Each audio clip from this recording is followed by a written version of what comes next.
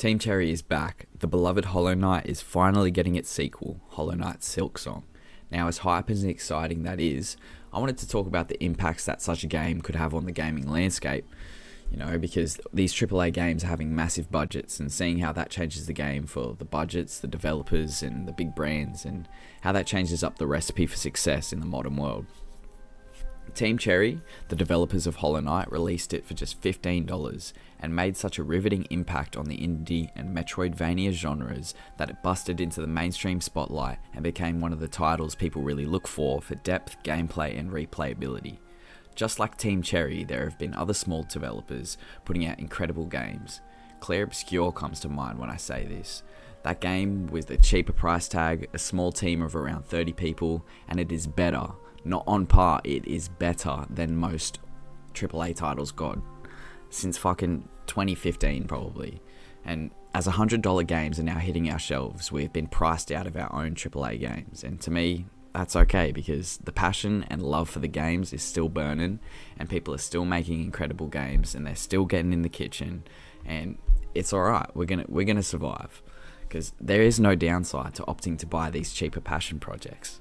And this formula will yet again prove to these 300 million plus budget games that are not turning any profit that the winning formula in a game is not the budget. And corporate people just don't seem to be understanding that recently, because they keep handing us shit games like we're not going to notice, like we haven't been playing the games. And it's kind of insulting at this point, because we're paying all this money for these new consoles, these new games, but we're not really getting these new game experiences. We're getting the same mechanics, the same realistic graphics that we've had. They might add ray tracing and we can fucking look at the lights for a little bit, but they really need to start taking it more seriously, because in no universe does a game need to be hundreds of millions of dollars to be made. I'm sorry, but that's just how it is. And if that is actually the amount of money being spent on these games, that just shows there's some fucking crazy corporate loopholes, because how many times can a major budget game not break even before they just stop doing them? This isn't just specific game either. We're seeing higher budgets with movies and other things like that. Record-breaking budgets like Netflix's Electric State or the second Joker movie, which spent over $300 million. So I'm just not convinced that's a real thing. Both of these films lost hundreds of millions of dollars as well. Where does this money go? It's definitely not going in the movies, that's for sure. But Team Cherry and Silksong, I'm sure, will provide a quality game for around $20 to $30, and it's projected to be around that price. Almost everyone can afford that, and to break it down, it's just such a simple model. Make a good game, sell it for a cheaper price, everyone will buy it. And these smaller teams with genuine passion taking their time and releasing a game that has obviously been loved builds so much trust with the community. You recognize that they make good games and they care about the games, and you've found these nooks and crannies within these games, and you recognize that it's like, oh yeah, shit, they're really out here in doing this thing and thinking about me and my experience with this. So it's really building trust with the community. And that means that they might buy your next $20 game.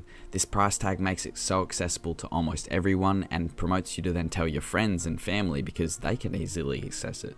The cascading effect goes on, bringing these passion projects games to the limelight, and I'm so excited for games like this. Hollow Knight was released after it was kickstarted in 2014 with around $50,000 and with over 3 million copies sold. Averaging the price down to include sales and bundles on Steam and things like that, they made over $30 million.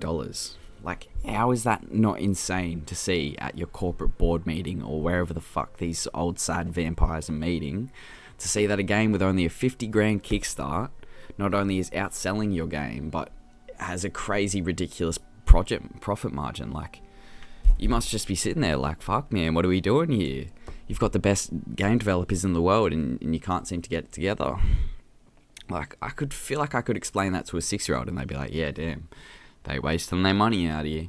But now in contrast to this, there's AAA games released with launch problems and endless bug fixing and fucking microtransactions already built into the expensive game. It doesn't even make any sense to me anymore, because in my opinion there is no excuse anymore.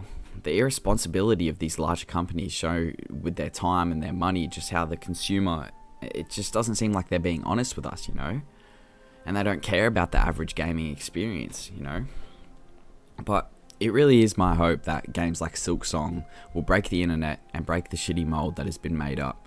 No more $1 trillion budgets for half-baked games that all look the same. I hope Silksong will prove again, to make a masterpiece, you need passion, patience, creativity, and a respect for the person that will pick up and play your game. It's really that simple.